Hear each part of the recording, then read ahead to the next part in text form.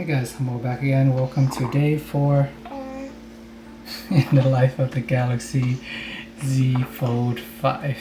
Currently recording this video on the Google Pixel 1 just for old time's sakes. I feel like any of the modern smartphone will give you pretty good quality video as long as there's decent lighting. So this one, even though it's small and light, very convenient to use, easy to hold in one hand.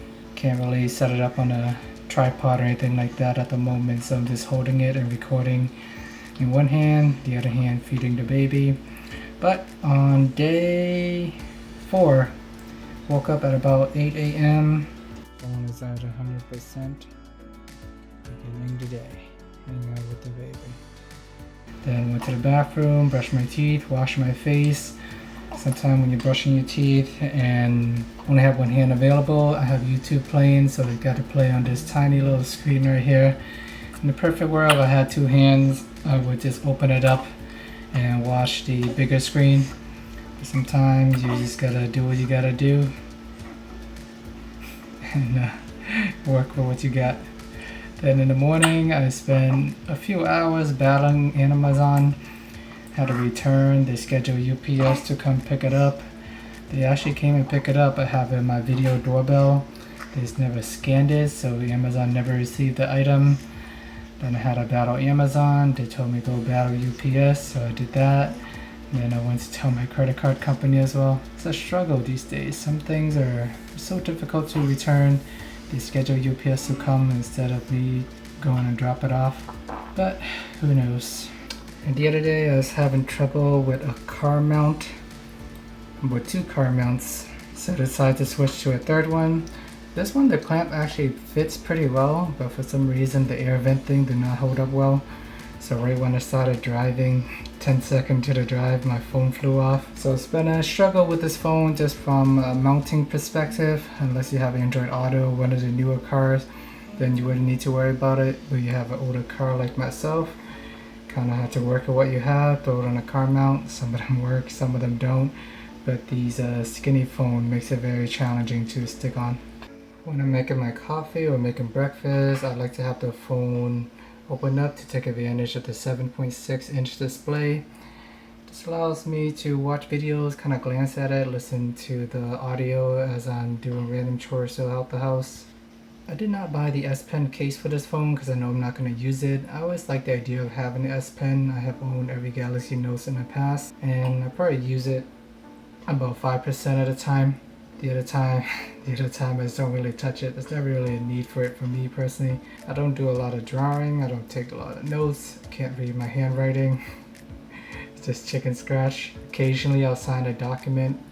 Maybe I need to annotate a picture or something every now and then. That's when I do it. So no S Pen case for me here, and I don't like cases in general. I like to use the phone the way that it was built. So no cases, no screen protectors, just use everything bare and hope for the best that I don't drop them. I drove into the city, had the GPS on for about 40 minutes.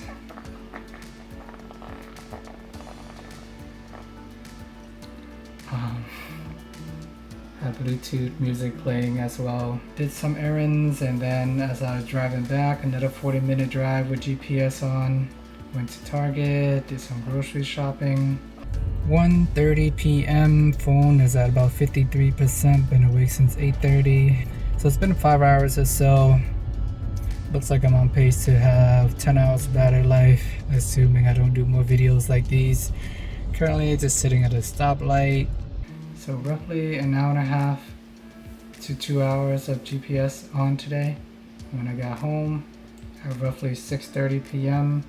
my phone is at 15%. So that's about 10 hours of battery life on another somewhat heavy usage day. Just playing Pokemon trading card game whenever I have time, doing errands, driving around. So far with this phone, it's been pretty fun to use if you have two hands available. If not, then you kind of get stuck in this small skinny screen. My only complaint is I wish that when I'm pulling down the notification, some of the notifications are so high that I have to tilt the phone all the way to the top to touch it, and it's pretty challenging. I know like on Android phones these days you can swipe down once, you can see some notification, and then you swipe down again and then the rest of the notification panel pulls down. I wish there was like another step in between. Like you can pull the notification halfway down and you pull it again, you can access the rest of the notification, and then you pull it the third time, then you can reach all the notification panel on top. That way I wouldn't need to tilt my phone.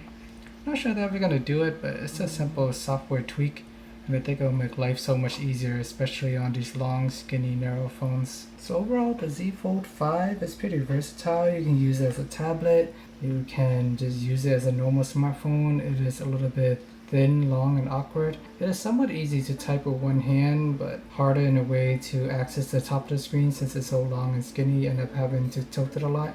And I was expecting big changes with the Snapdragon 8 Gen 2 just in terms of battery life improvement, but nothing really stood out to me. It's pretty similar to what I was getting last year. So on a super heavy day, I get 8 hours. On a moderate heavy days, I get 10 hours.